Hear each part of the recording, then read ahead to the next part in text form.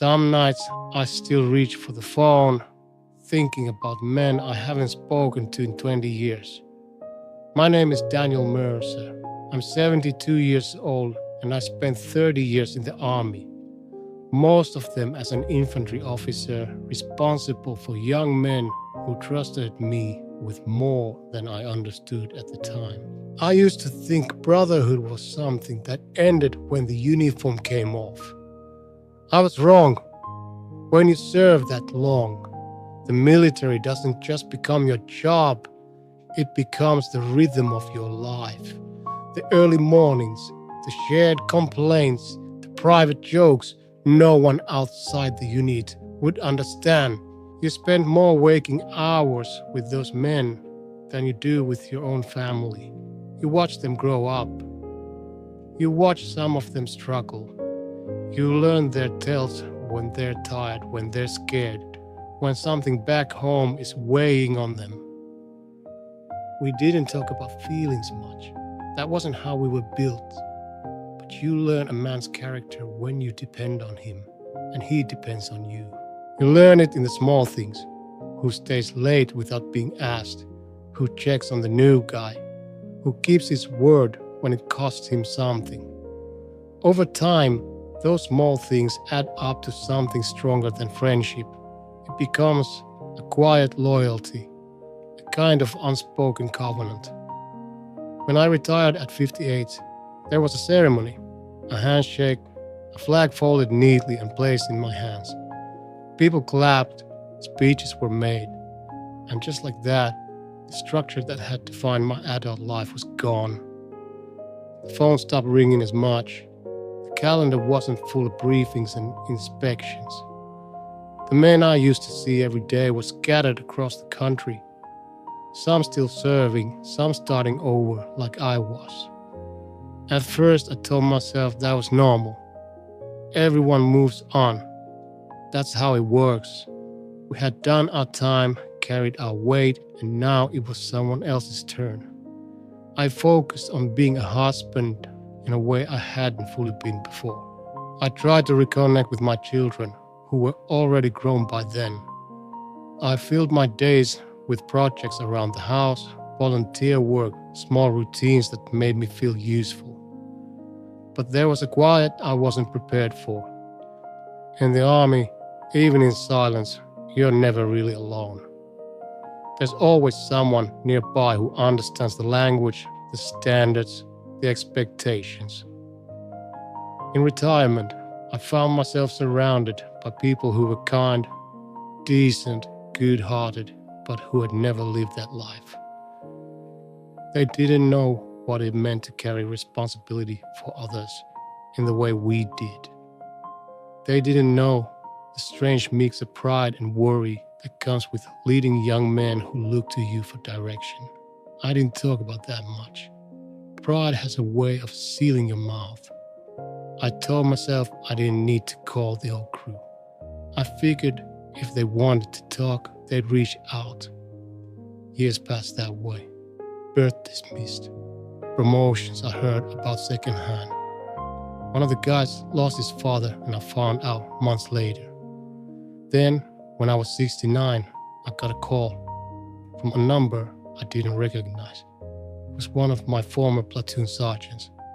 His voice was older, slower, but the tone was the same. Direct, steady. He told me a few of the men were getting together. Nothing formal, just coffee and stories. He said, "Sir, it wouldn't feel right if you weren't there." I almost said no. I told myself it had been too long, that it would be awkward, that everyone had moved on. But I went. When I walked into that small diner and saw those faces, grayer, heavier, some with canes, some with grandchildren's pictures in their wallets, I felt something shift inside me. We shook hands at first. Then the handshakes turned into long embraces that lasted a second longer than men of our generation usually allow. We didn't talk about missions. We didn't relive operations in detail. We talked about marriages, about health scares, about sons who had joined the service and daughters who had chosen different paths. We laughed about the old days, but what struck me most was what wasn't said. The understanding was still there. The way someone would catch my eye across the table when a story got close to something heavy. The way another man would gently change the subject without making it obvious. That day, I realized Brotherhood hadn't ended when we retired. It had just gone quiet. I had mistaken silence for absence. Over the next few years, we started calling each other more. Not every week, not even every month, but enough to remind each other that we were still here. When one of the men faced a serious illness, we showed up. Not in uniform, not in formation, but in hospital waiting rooms and living rooms. We sat beside him and spoke in the same steady tones we used decades ago. Calm, practical, present. And I began to see something I hadn't understood when I was younger. Back then, I thought Brotherhood was built in hardship, and it is, in part. Shared struggle has a way of stripping away pretense.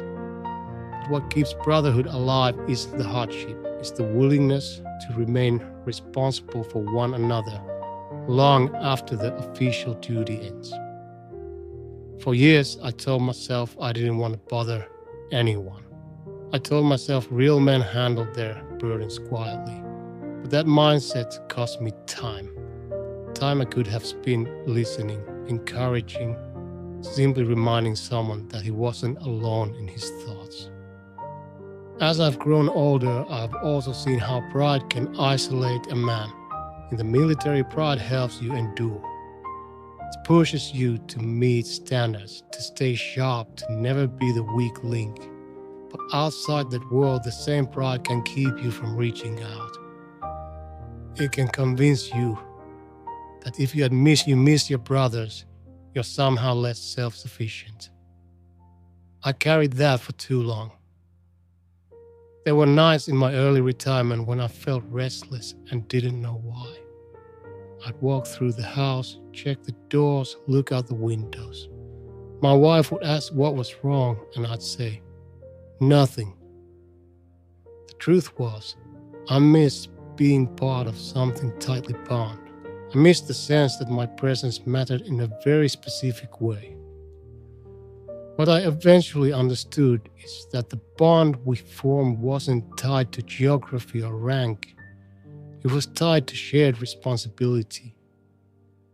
We had stood shoulder to shoulder in seasons of pressure, and that kind of memory doesn't dissolve just because years pass. Now, at 72, I don't see Brotherhood as loud or dramatic. It's quieter than that. It's a text message that says, thinking about you. It's a brief phone call that doesn't need to solve anything, and showing up to a retirement ceremony for someone else and standing in the back, unnoticed by most, but fully present. I've also come to understand something else. The Brotherhood we built in uniform taught me how to be a better father and grandfather, even if I learned it later than I should have. Responsibility, patience, the importance of being steady when others are uncertain. Those lessons didn't expire when my service did. They just needed to be redirected. Sometimes I wonder how many men are sitting alone right now, convinced that their best connections are behind them, convinced that because the daily briefings and shared routines are gone, the bond is gone too. If that's you, I can tell you from experience it isn't. It may feel distant, it may feel buried under years of silence, but Brotherhood doesn't disappear. It waits, and often, all it takes is one call to bring it back to the surface. I used to believe that strength meant carrying everything on my own once the uniform was folded away. Now I see that real strength is allowing yourself to remain connected even when life no longer forces you together. At this stage of my life, I don't measure success by rank or recognition. I measure it by whether the men I once served with know they can still call me, by whether I have the humility to call them first. Brotherhood doesn't end when the army chapter closed, it just gets quieter. And in that quiet, if you listen closely enough, you'll hear the same steady loyalty that carried you through your younger years. Don't let pride convince you that silence means separation.